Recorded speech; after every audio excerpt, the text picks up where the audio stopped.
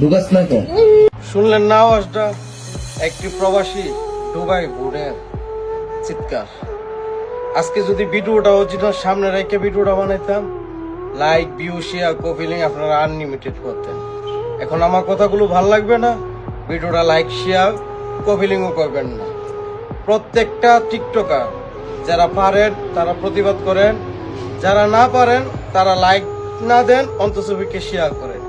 এইভাবে প্রতিবাদ যদি জায়গা জায়গা থেকে করেন, আমার মনে হয় এই প্রবাসী বোনটা ন্যায্য বিচারটা পাবে এবং প্রমাণিত আছে। আর আমি ভিডিওটা চাইলে তুলতে পারতাম, কিন্তু ভিডিওটা যদি এখানে তুলি, আমার ভিডিওটা 2 চোখে দেখতে হবে। আমাকে অনেকেই ইনবক্সে নক দিছে যে ভাইয়া আপনি ভিডিওটা নিয়ে আপনি ভিডিও বানান, আপনি যেহেতু প্রতিবাদী ভিডিও বানান।